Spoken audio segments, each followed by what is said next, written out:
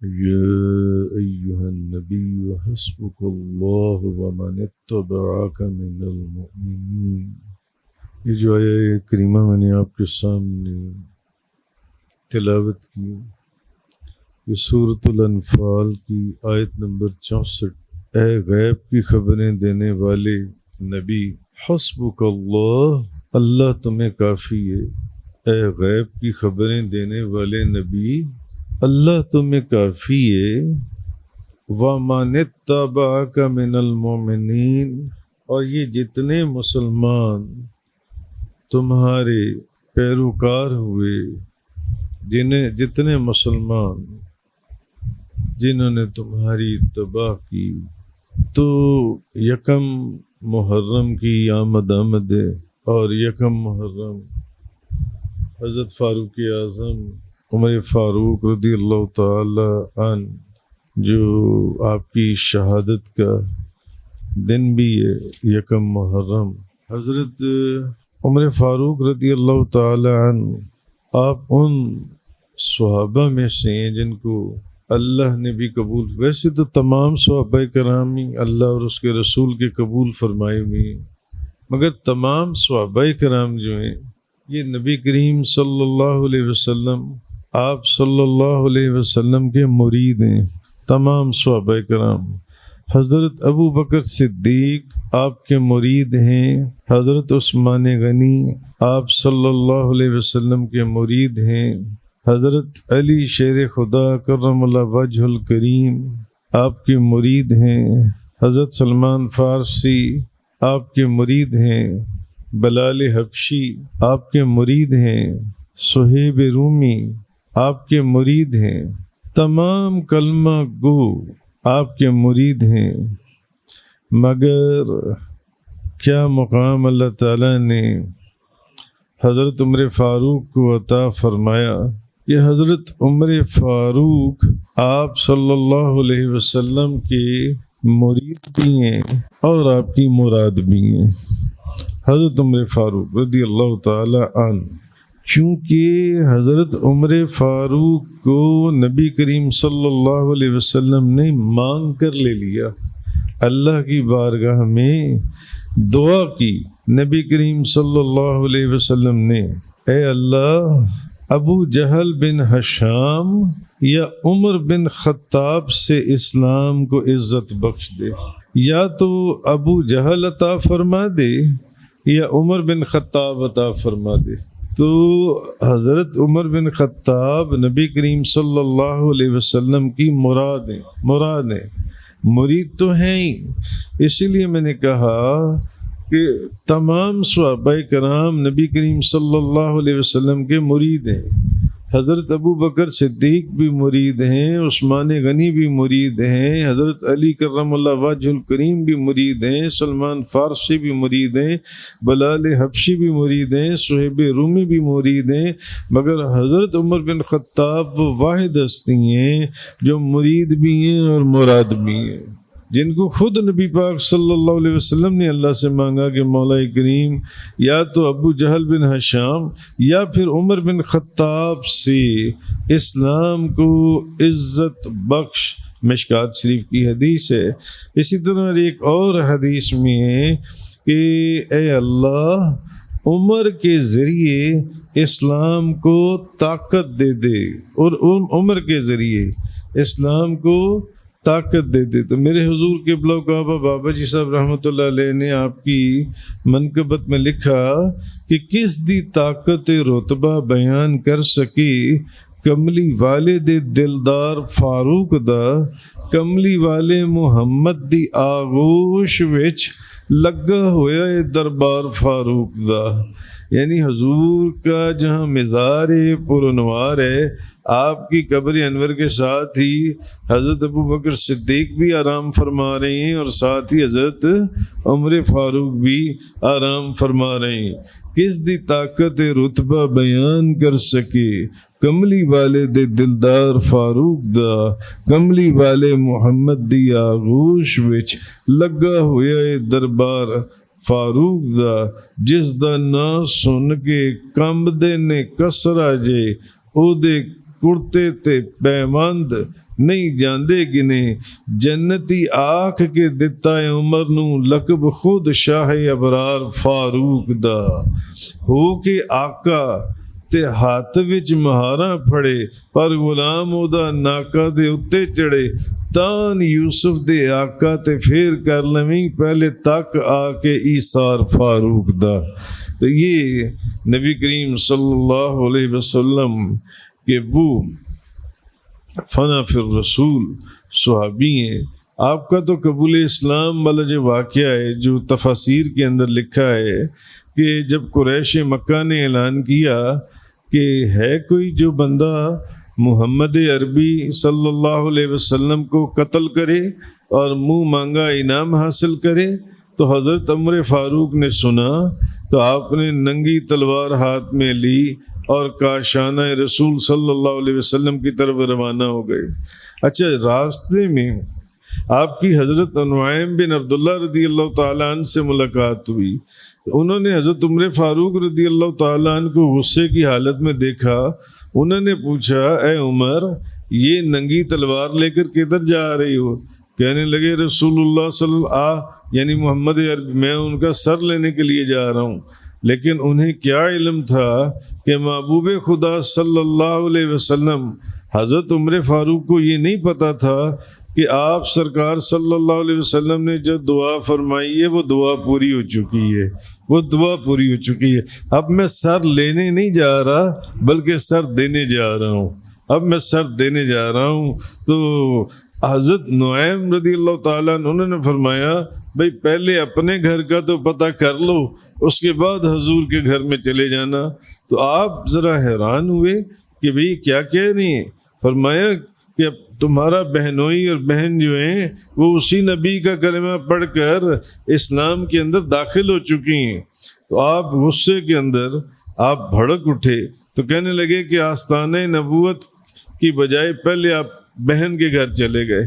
اچھا، اس وقت وہ دونوں قرآن مجید سیکھ رہے تھے حضرت غالب بن خباب رضی اللہ تعالی عنہ سے۔ تو آپ نے دروازے پر دستک دی، پوچھا گیا کون؟ تو آپ نے غضبناک آواز میں کہا کہ عمر۔ تو اب جیسے انہوں نے حضرت عمر کا نام سنا تو جسموں پر ایک کپ کپی طاری ہو گئی، جسموں پر کپ کپی طاری ہو گئی۔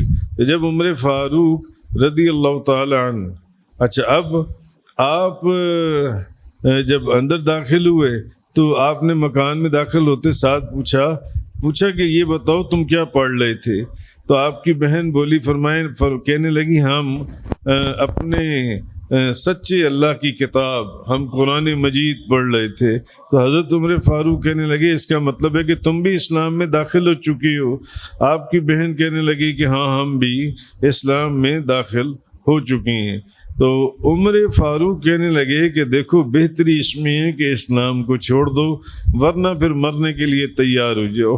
تو آپ کی بہن کہنے لگی عمر اب جان جا سکتی ہے مگر اسلام نہیں جا سکتا، اسلام نہیں جا سکتا۔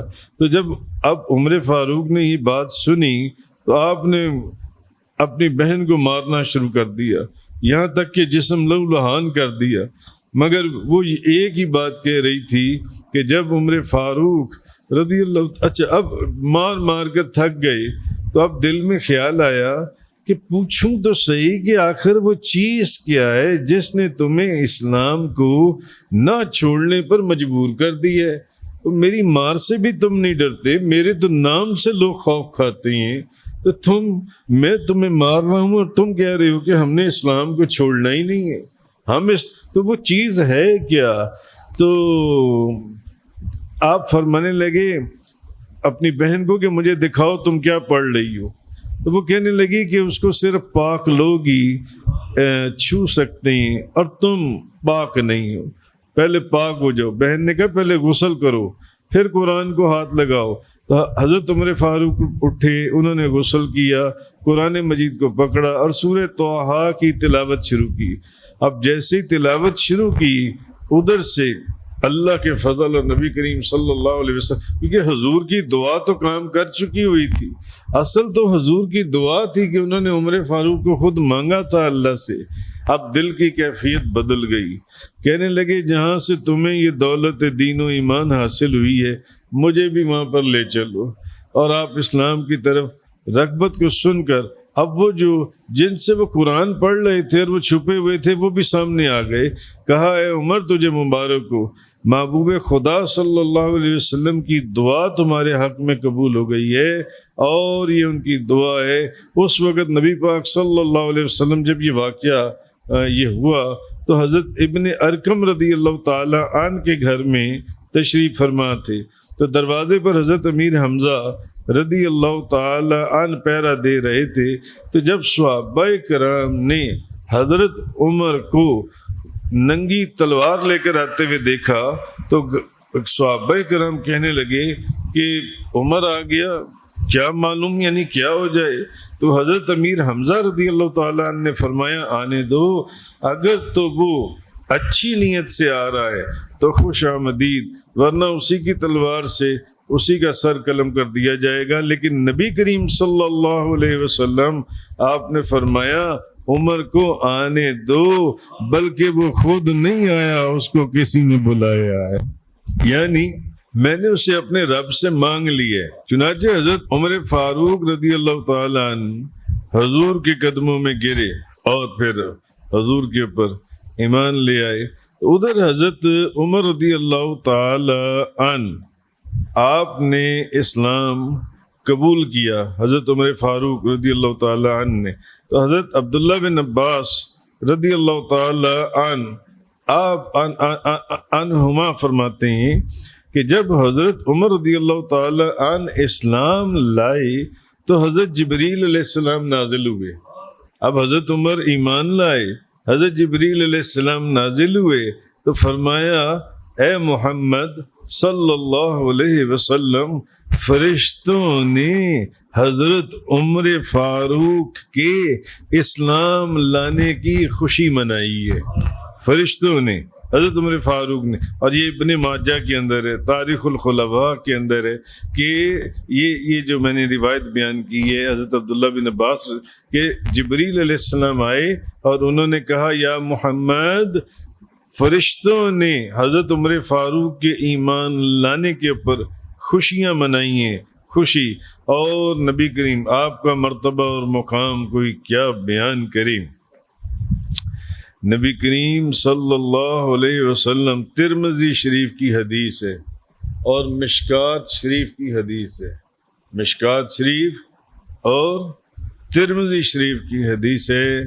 نبی کریم صلی اللہ علیہ وسلم آپ نے فرمایا اگر میرے بعد کوئی نبی ہوتا تو خطاب کا بیٹا عمر ہوتا.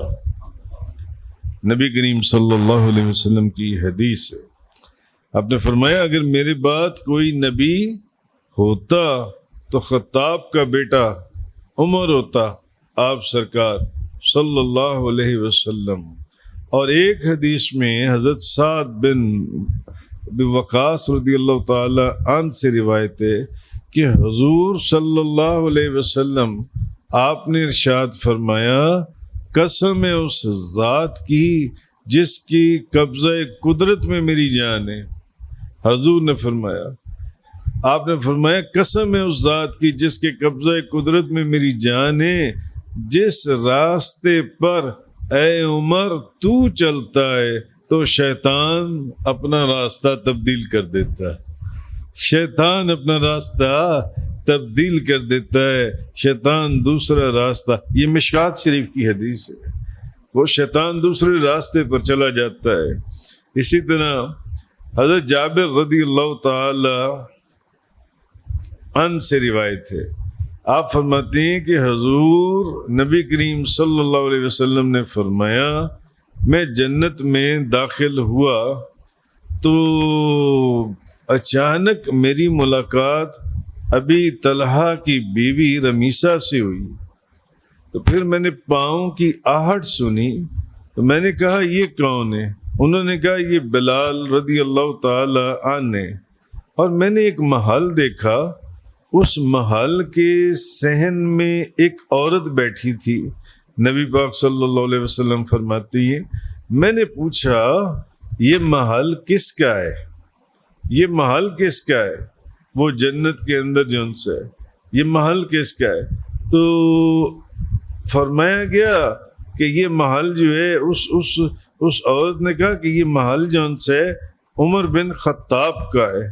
تو نبی پاک صلی اللہ علیہ وسلم نے اب یہ واقعہ حضرت عمر بن خطاب کو سناتے ہوئے فرمایا کہ میں نے چاہا کہ میں اس محل کے اندر داخل ہو جاؤں، میں اس محل میں داخل ہو کر دیکھوں تو مجھے تیری غیرت اور رشک یاد آ گیا۔ تو عمر نے عرض کیا، حضرت عمر فاروق، یعنی حضور نے سارا واقعہ حضرت عمر فاروق کو بتایا کہ میں نے ایسے دیکھا ہے جنت میں ایک محل جس کے اندر ایک عورت بیٹھی ہے اور وہ بتا رہی ہے کہ یہ محل عمر بن خطاب کا ہے۔ تو دل تو چاہا کہ میں اندر داخل ہو جاؤں، مگر میں تیری کیا کہتے ہیں غیرت اور رشک کی وجہ سے میں نبی پاک صلی اللہ علیہ وسلم وہ مجھے یاد آ گیا۔ تو حضرت عمر فاروق کو جب حضور نے یہ واقعہ سنایا تو فرمایا میرے ماں باپ آپ پر قربان ہوں، یا رسول اللہ کیا میں آپ کے اوپر غیرت کر سکتا ہوں؟ کیا میں آپ پر غیرت کر سکتا؟ تو معلوم ہوا اب یہ نبی پاک صلی اللہ، یہ بھی حدیث ہے اب حضرت عمر فاروق رضی اللہ تعالی، معلوم ہوا کہ حضرت عمر فاروق رضی اللہ تعالی، ویسے تو کئی حدیثیں ہیں، حضرت عمر فاروق رضی اللہ تعالی عنہ جنتی ہیں اور جنت میں ان کا محل بھی تیار ہو چکا ہے، جس کی خبر تاجدار دو جہاں، شاہ سوار لا مکان، مالک زمین و آسمان، روح کن فکاں، نبی کریم صلی اللہ علیہ وسلم ہمیں عطا بھی فرما چکے ہیں۔ یعنی حضرت عمر فاروق ہوئے جن کی جنت کے اندر محل تیار ہو چکے ہیں، جنت کے اندر، اور حضور کی محبت کے اندر ایسے فنا تھے۔ ایک دفعہ آپ نے یہ واقعہ پہلے بھی سنا ہوگا کہ ایک منافق اور ایک یہودی کے درمیان کسی چیز کے اوپر جھگڑا ہو گیا، کسی چیز کے اوپر۔ اب یہودی جو ہے وہ تو یہودی تھا بنی اسرائیل میں سے، اور منافق کس کو کہتے ہیں؟ بظاہر کلمہ پڑھتا تھا مگر اندر سے وہ مسلمان نہیں تھا، منافق تھا۔ اچھا، ایک منافق اور یہودی کے درمیان کسی چیز کے اوپر جھگڑا ہو گیا تو وہ دونوں بندے فیصلہ کروانے کے لیے نبی کریم صلی اللہ علیہ وسلم کی بارگاہ مقدسہ میں حاضر ہوئے۔ اچھا، نبی پاک صلی اللہ علیہ وسلم نے دونوں کی بات سنی، اس منافق مسلمان کی بات بھی سنی اور اس یہودی کی بات بھی سنی۔ تو اس کے بعد نبی کریم صلی اللہ علیہ وسلم نے جو فیصلہ ہے وہ یہودی کے حق میں دے دیا، یہ یہودی سچا ہے اور تم جھوٹے ہو۔ آپ نے فیصلہ یہودی کے حق میں فیصلہ دے دیا۔ اب وہ جو منافق تھا نا، جب فیصلہ حضور نے یہودی کے حق میں دے دیا، اب وہ منافق باہر آ کر کہنے لگا مجھے یہ فیصلہ منظور نہیں، الیاذ باللہ، کہنے لگا مجھے یہ فیصلہ منظور نہیں ہے۔ اس یہودی کو کہنے لگا کہ چلو عمر کے پاس چلتے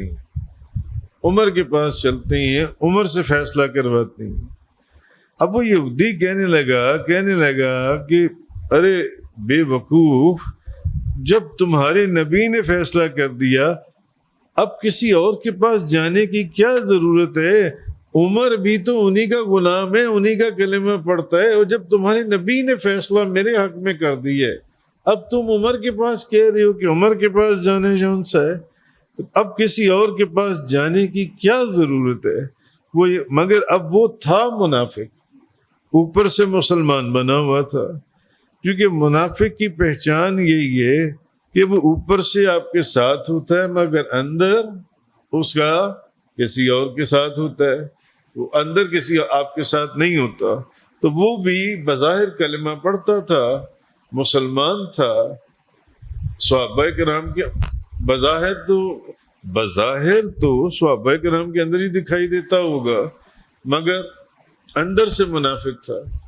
اب جب نبی پاک صلی اللہ علیہ وسلم نے فیصلہ اس یہودی کے حق میں کر دیا، دونوں کی بات سن کر، تو باہر آ کر کہنے لگا نہیں، یہ فیصلہ مجھے منظور نہیں ہے، اگر فیصلہ کروانا ہے تو عمر فاروق کے پاس چلو، عمر فاروق کے پاس مجھے یہ اس یہودی نے پھر کہا، اس نے کہا کہ بھئی عمر بھی تو اسی نبی کا غلام ہے جس نبی کا تم کلمہ پڑھتے ہو جن سے، تو تم جب اس نبی کا فیصلہ نہیں مان رہے تو تم کہہ رہی ہو کہ عمر کے پاس چلو۔ خیر، وہ دونوں حضرت عمر فاروق کے پاس گئے، اس منافق نے سارا قصہ سنایا۔ اچھا، حضرت عمر فاروق خاموشی سے ساری بات سنتے رہے جن سے۔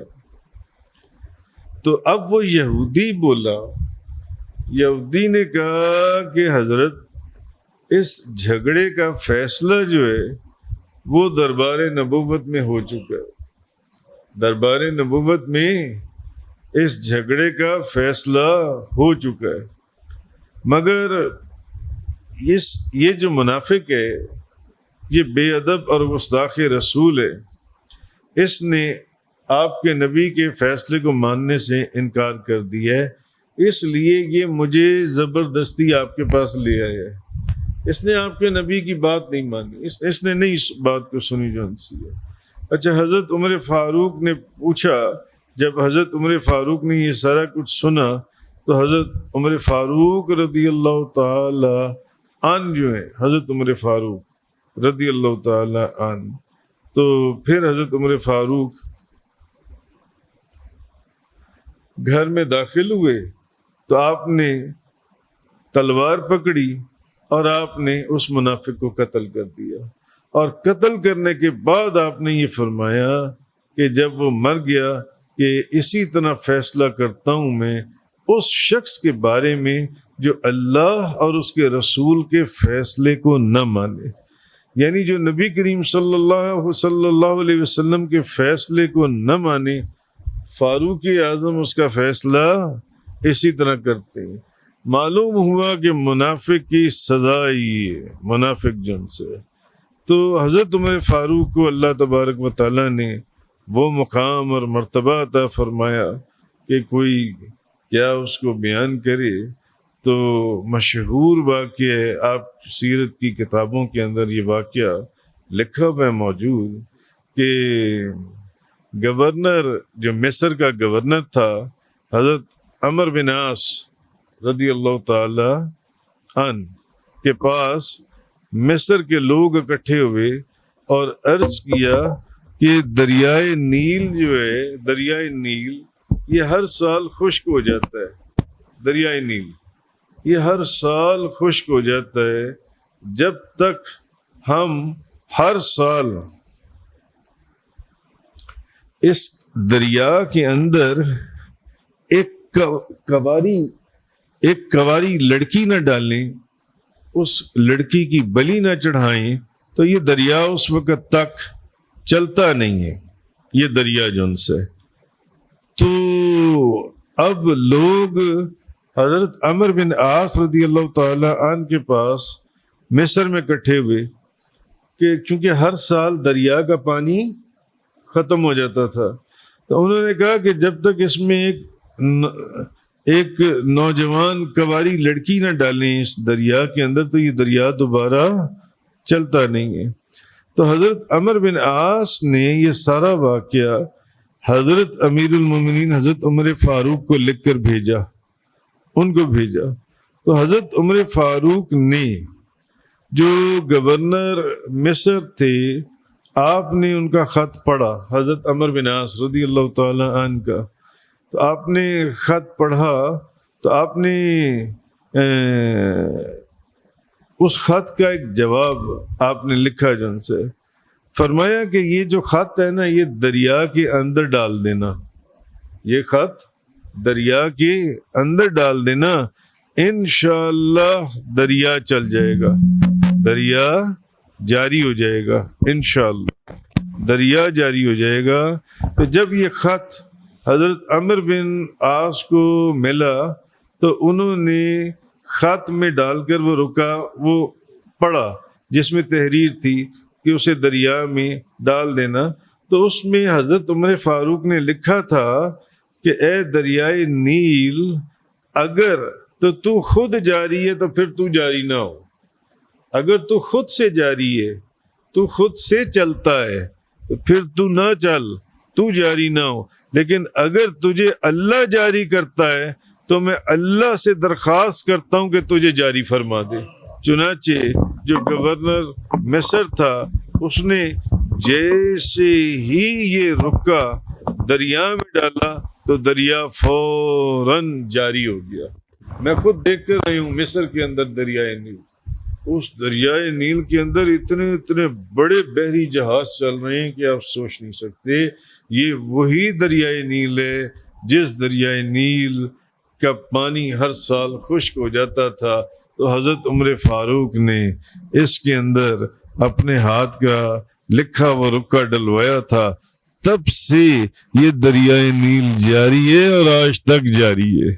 جن کے اسلام لانے کی خوشیاں آسمانوں کے اوپر منائی گئیں، جن کے اسلام لانے کی خوشیاں فرشتوں نے منائیں اور احادیث کے اندر ہیں، جن کے اسلام کے لیے نبی کریم صلی اللہ علیہ وسلم نے دعا فرمائی کہ یا اللہ عمر کو مجھے عطا فرما دے، عمر کو مجھے عطا، اس عمر کا کوئی مرتبہ اور مقام کیا بیان کرے گا جس کے لیے حضور دعا فرمائیں کہ یا اللہ میرے عمر سے جون سے اسلام کو عزت عطا فرما، اے اللہ عمر کے ذریعے اسلام کو طاقت عطا فرما، اے اللہ عمر جون سے اس کو یعنی مجھے عطا فرما دے۔ تو حضرت عمر فاروق رضی اللہ تعالی عنہ کا مرتبہ اور جس کے متعلق حضور نے فرمایا قسم ہے اس ذات کی جس کے قبضہ قدرت میں میری جان، جس رستے سے عمر گزر جاتا ہے شیطان اس راستے کو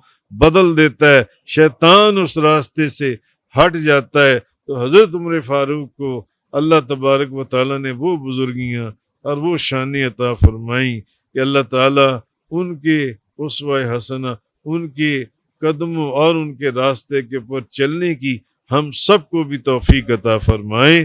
وآخر الدعوانا الحمدللہ رب العالمین۔